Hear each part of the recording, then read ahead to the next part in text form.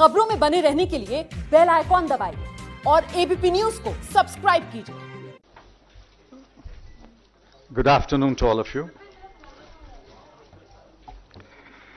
I have an opening statement to make. I'll read the statement and then I'll take questions. I believe the statement has been distributed. I'm glad to speak to you exactly 106 days after I last spoke to you. As I stepped out and breathed the air of freedom at 8 p.m. last night, my first thought and prayers were for the 75 lakh people of the Kashmir Valley who have been denied their basic freedoms since August 4, 2019. I am particularly concerned about the political leaders who have been detained without charges. Freedom is indivisible. If we must preserve our freedom, we must fight for their freedom. If we must preserve our freedom, we must fight for their freedom. I am grateful for the clear and comprehensive order yesterday of the Supreme Court. The order will clear the many layers of dust that have unfortunately settled on our understanding of criminal law and the manner in which criminal law has been administered by our courts. I have never commented on cases that are sub judice, and I shall continue to adhere to that principle. To many of your possible questions on the case, the answers can be found in the lucid order of the Supreme Court pronounced yesterday.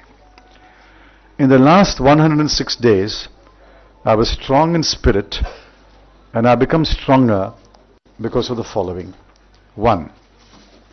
My record as minister and my conscience are absolutely clear. Officers who have worked with me, business persons who have interacted with me, and journalists who have observed me know that very well. 2. My family trusts in God. 3. We have total confidence that the courts will ultimately render justice. Let us leave the matter at that and turn to the most pressing and explosive issue of the day, which is the state of the economy. The place to start is diagnosis. If the diagnosis is wrong, the prescription will be useless, maybe even fatal. Even after 7 months into the fiscal year, the BJP government believes that the problems faced by the economy are cyclical. The government is wrong. Let me repeat that. The government is wrong. It is wrong because it is clueless. It is unable to look for the obvious clues because it is stubborn and mulish in defending its catastrophic mistakes like demonetization, flawed GST, tax terrorism, regulatory overkill, protectionism, and centralized control of decision making in the Prime Minister's office. Please reflect on each one of the charges that I have made. In the days to come, I shall speak, give interviews, and write elaborately on each one of them. Nothing sums up the state of the economy better than the following series of numbers. 8, 7, 6.6, 5.8, 5, and 4.5. Those are the quarterly growth rates of GDP in the last 6 quarters. According to the BJP government, these signify Ache Din.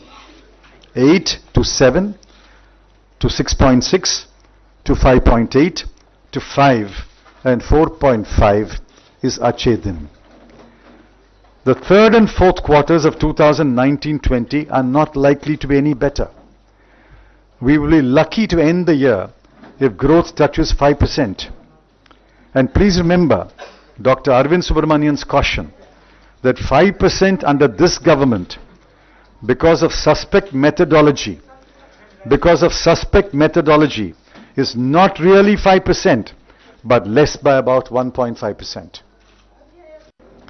The Prime Minister has been unusually silent on the economy. He has left it to his ministers to indulge in bluff and bluster. The net result, as economists put it, is that the government has turned out to be an incompetent manager of the economy. Those are the words of the economists. Incompetent managers. The investors of the world and the bankers, the rating agencies, and the boards of directors of companies read The Economist, the Wall Street Journal, and Time. They also pay close attention to numbers. Every number, and I repeat, every number points in the direction of a floundering economy. I don't want to overload you with numbers. Here are some numbers. IIP, 4.6 to 4.4 to 3.9 to 2.4. Credit growth to MSME, 0.9, minus 0.4, 2.3, 2.7. Manufacturing, minus 1.2, 1.7, minus 1.4, minus 0.7.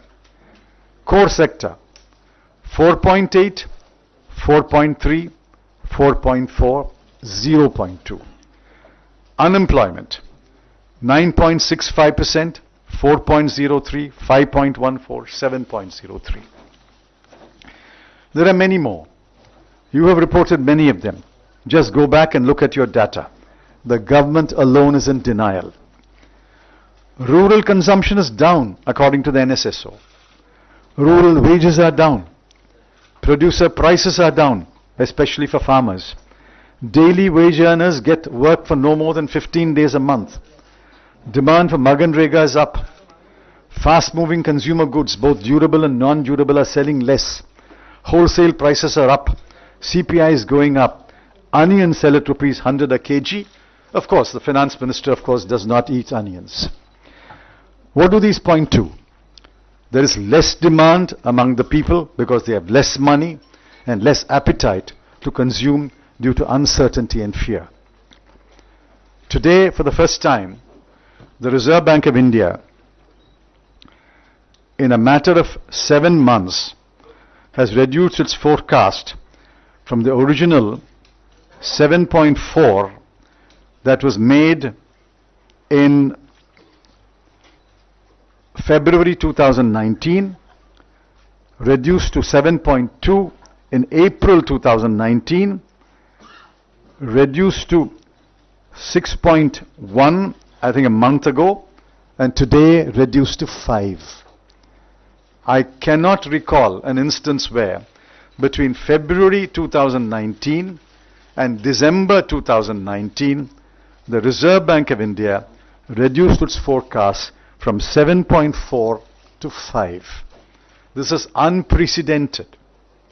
Either the Reserve Bank was completely incompetent in making its first assessment in February 2019, or the government has been extremely incompetent in managing the economy in the last 8 months.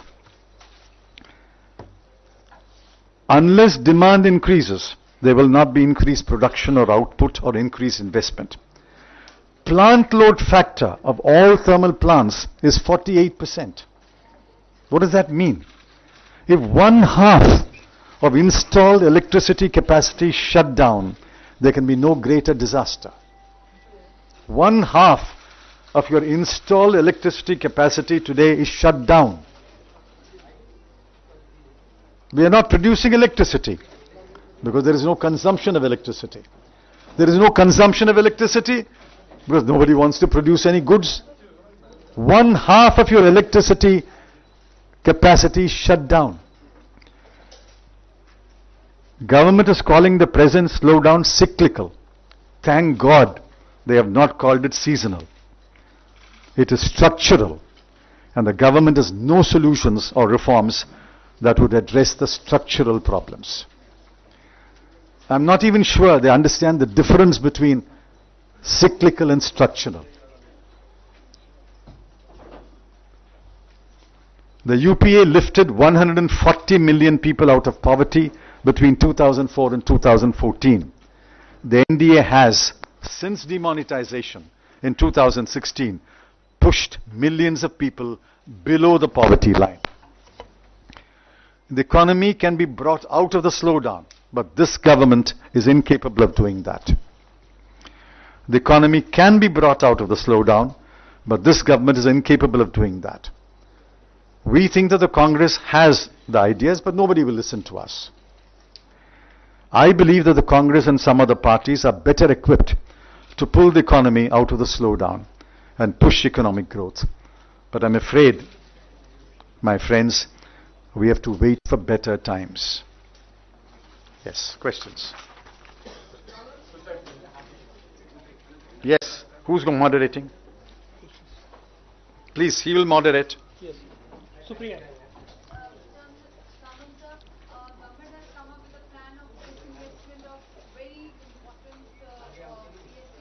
Please keep quiet here. There's 5 or 6 of you, please. Yes.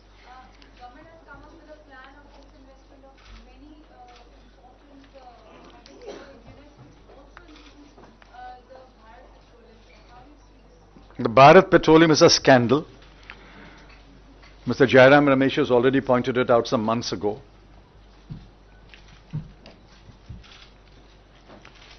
This asking one PSU to buy another PSU is an accounting maneuvering. Government's coffers are filled. That doesn't make any difference to the organization or the company or the economy. Let us see who buys BPCL. That will give you the clue about where the scandal lies. Anand. Why do you think the Prime Minister is silent on the state of the economy? What? Why do you think the Prime Minister is silent on the state of the economy? This question should be put to the Prime Minister, but you will not get an answer there either. If the Prime Minister will not answer your question, how can I answer your question? Mr. Chidambaram, to what extent is the global slowdown responsible for the domestic slowdown? Global slowdown is responsible to the extent that it affects our exports. But exports are only one of the 4 drivers of the economy. The other 3 are entirely the responsibility of the Indian government. Sanjeev ji. Sir, just to draw your attention towards the onion crisis, you've been sarcastic about the finance minister. I was not sarcastic. I was quoting her. Yes, on her reply on the email. But prices have been around 100 rupees for the last more than 1 month. Do you think it's a mismanagement on the part of the government? Of course. Of course. They should have planned in advance. What's the point of importing now? When will they arrive? But if the finance minister says, I don't eat onions, that shows the mindset of this government. Siddharth. You onion eating people. I don't eat onions. Siddharth. Sir, don't you think that government is not ready to accept that there is a serious slowdown in our country? If we go to the statement of finance minister and other ministers that the people are seeing film which doesn't reflect that the economy has slowed down. So how do you think this? What's your take on this? I've said it. I don't think they understand even the difference between cyclical and structural.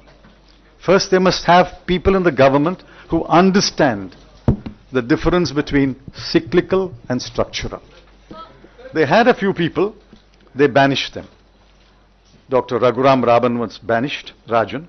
Arvind Subramanian was banished, Dr. Arvind Panagriya was banished, Dr. Urjit Patel was banished. People who understood these things were banished by this government. So there is Samia. BJP MP in the Lok Sabha who recently made a statement saying that GDP only came into being in 1934 and is going to soon turn redundant. It is no holy grail to go by. What do you make of the statement? I've already answered it. GDP is irrelevant. Protectionism is good. Personal income tax must be cut. Customs duty must be increased. This is the way to make India strong. This is BJP's ideas of reforms. If these are the BJP's ideas of reforms, God save this country. Aditi. Please. You have to go by the moderator, please. Yes,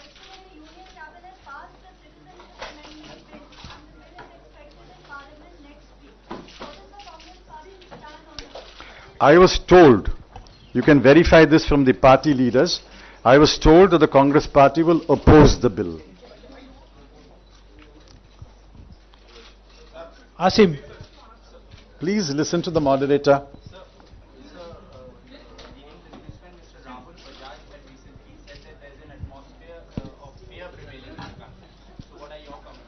You search your heart.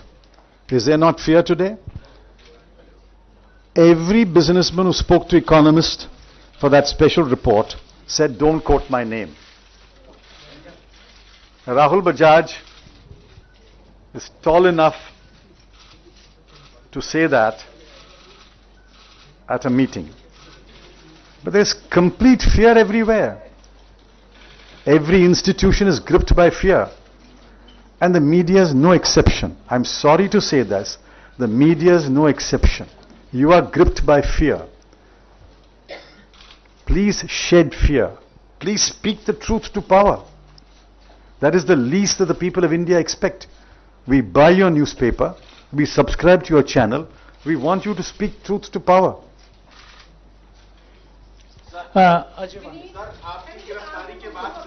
Please go by the moderator, please. Sir आपकी गिरफ्तारी के बाद से Congress party लगातार ये कह ही रही है कि ये बदले की राजनीति के तहत आपको भेजा गया। सर आपका क्या रिएक्शन है? What's he saying? Vendetta politics. Sent you to jail. My favorite poet, Saint Thiruvalluvar, said 2,300 years ago, Inna Seidarkum Iniyave Seyyakal Yenna Payattodo Salbu. He also said, Inna Seidare Uruttal Avarnana Nannayam Seidavidal. Those who do wrong or evil to you, do good to them. We will not practice vendetta politics. I can only speak for myself. We will not practice vendetta politics. Who practices vendetta politics is for you to decide. Pallavi. I'm a better man. The finance minister on the floor of the House said that the growth may have come down, but there is no recession yet, and that how the opposition, particularly the Congress party, kind of exaggerates all the dismal economic scenario. What she means is, there's a very severe storm blowing across the coast. Millions of trees have fallen down. Millions of houses have been destroyed. Hundreds of people have killed. It is only a storm. It's not a tsunami. Does she want a tsunami? Does she want a recession? Who said it's a recession? We all understand the technical definition of recession. If she wants to educate us on the technical decision or definition of recession, we will be happy to be educated. We are saying this slowdown is unacceptable. It is a man-made catastrophe, and the men and women responsible for this catastrophe must bear responsibility. Jainendra. Sir आपने अपने बयान में कहा है कि कांग्रेस देश को आर्थिक मंदी से बाहर निकालने में सक्षम है। क्या आप कुछ सुझाव देना चाहेंगे सरकार को कि क्या वो 5 कदम उठाने चाहिए सरकार को जिससे कि अर्थव्यवस्था मंदी से बाहर आए?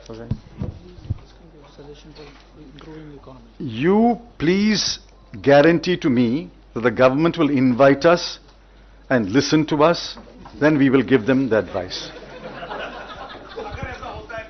You please guarantee to me first that. You talk to them and come back to me. I'll give you my mobile number. Say that they will invite you. We will give them the advice. Archis.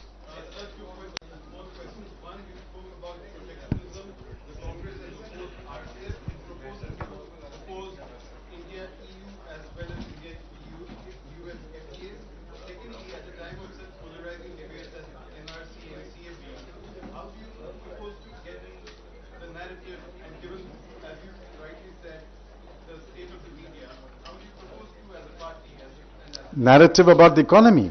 Just talk to people. Go to the mandis.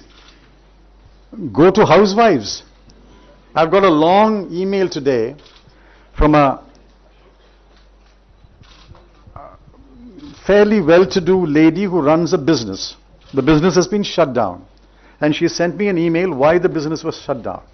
No, this is not a shopkeeper or a street vendor. This is a fairly well-to-do lady who runs a fairly successful business. Shut down. She tells you why. Please talk to them.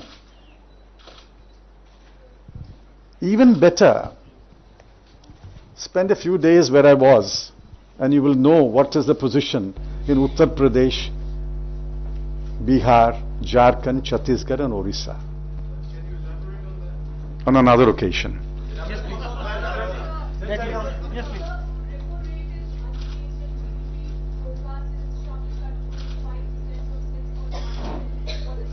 I've already answered that, ma'am. You were not here, perhaps. Yes, please. Unprecedented that the RBI has reduced it from 7.4 to 5 in a matter of 8-9 months. Unprecedented. Yes, Kiara. Can I ask you a question about Kashmir? You've been in jail 100 more days, and hundreds of Kashmiris in jail in north of India without a due process. What do you say about that? That's my first paragraph. My first paragraph of my statement today is, as I breathe the air of freedom, my first thoughts and prayers were for the 75 lakh people of the Kashmir Valley who have been denied their basic freedoms since August 4. I'm particularly concerned about the political leaders who have been detained without charges. Freedom is indivisible. If we must preserve our freedom, we must fight for their freedom. I intend to evidence that the RBI has reduced it from 7.4 to 5 in a matter of 8-9 months. Unprecedented. Yes, Kiara. Can I ask you a question about Kashmir? You've been in jail 100 more days, and hundreds of Kashmiris in jail in north of India without a due process. What do you say about that? That's my first paragraph. My first paragraph of my statement today is, as I breathe the air of freedom, my first thoughts and prayers were for the 75 lakh people of the Kashmir Valley who have been denied their basic freedoms since August 4. I'm particularly concerned about the political leaders who have been detained without charges. Freedom is indivisible. If we must preserve our freedom, we must fight for their freedom. I intend to visit Jammu and Kashmir if the government will allow me to visit Jammu and Kashmir. Mr. Chidambaram, what is your response to when the BJP Please listen to the moderator. Yes, yes. BJP government constantly says that we have been following what the UPA couldn't do in their legacy? Half the time they keep saying it's a tainted legacy, whether it's the PSUs or they put out the duty scam. What is your response? Why do they want to follow our legacy? They are wiser people. They are more intelligent. They've got a bigger mandate. Why do they want to follow our legacy? Is it because they can't create their own legacy? The legacy is what they will leave behind. And what they are leaving behind is an economy in ruins. Yes, please. The way the Kashmir has been handled, as a former Home Minister, do you think there is a risk involved? Yes, but not for today. That's for another day. Yes. Yes, sir. Yashwant Sinha posted against the depth of demand in Indian economy. Do you think it is a signal of collapsing economy? I've said the same thing. There is no demand today. People don't want to buy because they have less money and they're less confidence about the future. It's a well-established behavioral fact that when you have less money and you are less confident about the future, you buy less, you spend less. Meenakshi. Meenakshi. Listen to him, please. Just.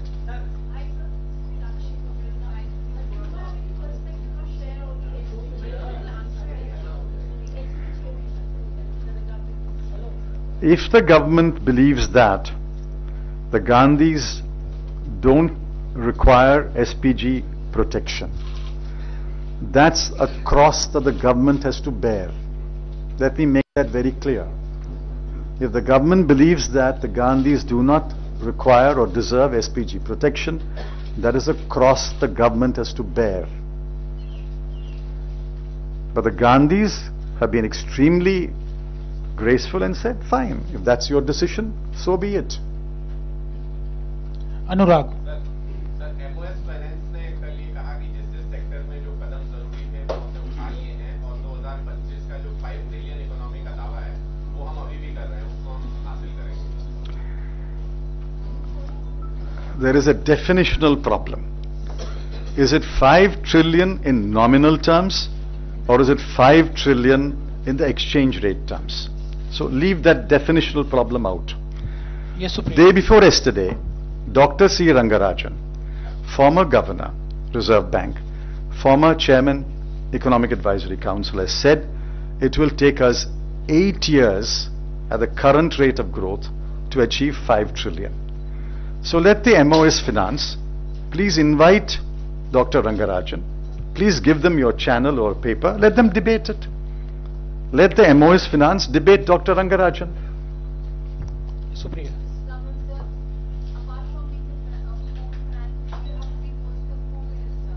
Today across the country, there are huge rates being reported. Possibly the next limit have increased again. Even the sitting union ministers are saying that they are feeling scared as mothers for their daughters. What to make of the situation of the law and order today? Unprecedented situation has happened in Hyderabad, and same time also Now.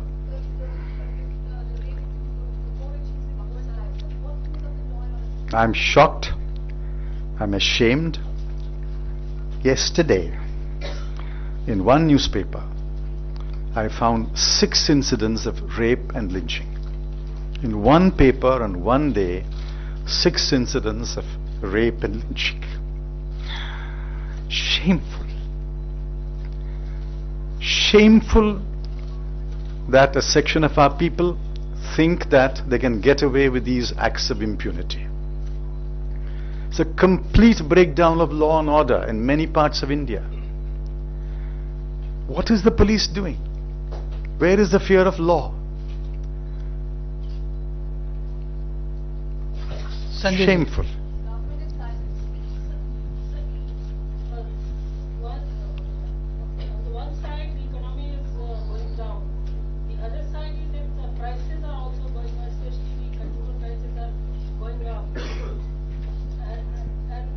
This situation is a very peculiar situation because the economy is falling and the prices are going. There is no demand. So how do you see this gap?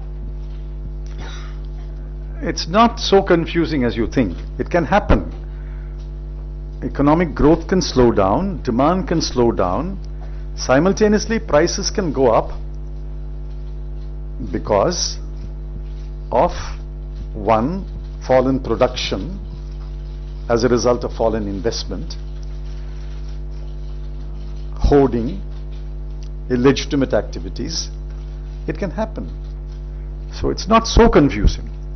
Apparently it is contradictory, but it's not so contradictory. The government, if it's a competent manager, will be able to handle it, will be able to manage it. I'm not saying there has to be an overnight miracle, but you must know how to deal with each one and bring the situation under control. Yes, please. How do you see the judicial role in your case? I don't comment on my case. And I've been told, please don't comment on your case. Yes, please. Yeah, this one. When you started your statement talking about Kashmir, Yes. so SSC government has been saying everything is fine, the government is influencing parliament. The few voices that are coming from there suggest otherwise, and people have also been questioning that why are peaceful protests is not being suggested. Could you draw any parallels between the treatment of economy and the treatment of, any situation is normal in Kashmir? No, I won't draw a parallel.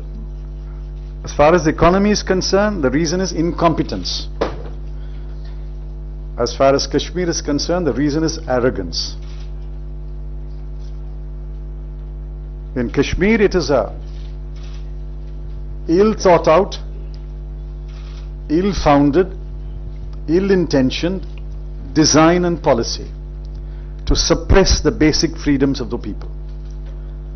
In the economy, it's simply ignorance, incompetence.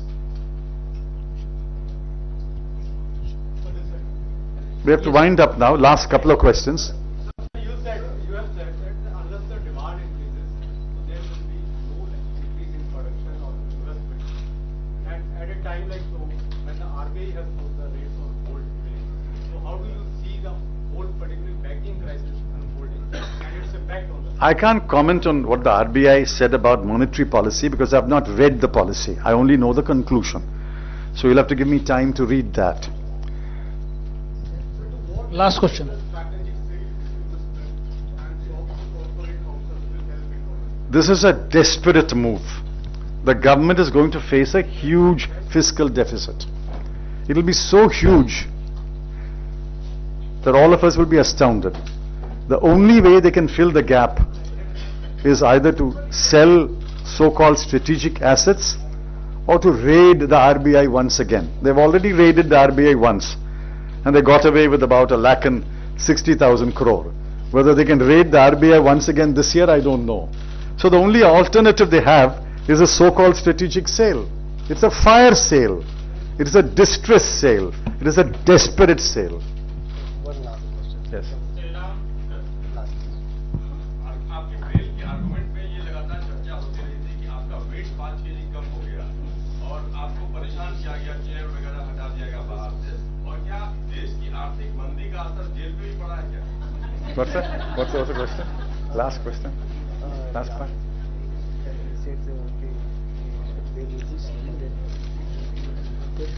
Last part. Last part. He's saying that there is a strain of economy and Oh, has affected jail. See, I was always strong in spirit. I'm now stronger, I think. But I've also become stronger in body. Let me give you a hint. Sleeping on a wooden board without a pillow strengthens your neck and spine and back. My spine is stronger, my neck is stronger, my head is stronger.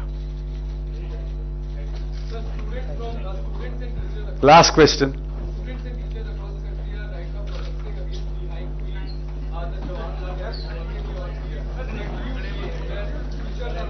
The students are absolutely right. Please listen here. The students are absolutely right. In a welfare state, please go down, madam. Please sit down. In a welfare state, higher education should be totally free. I agree. We are not in a position to make higher education totally free. If higher education is not totally free, you must only charge reasonable fees, which is why JNU is an exemplar. JNU, IIT, IIMs are exemplars. They are institutions of great eminence but charge reasonable fee. Now if you raise the fee, in the Hindu every day there are 2 students writing a column in the Hindu, page number 4 or so. Each student says if the fees are raised, I have to give up my studies. What have they done to this? Ideally, higher education must be totally free. Since we have not reached that stage, fees must be reasonable. I fully support the agitation of JNU, IIMC and other institutions where they are protesting the sharp increase in tuition and hostel fees. My sympathies are entirely, and my party's sympathies are entirely with the students.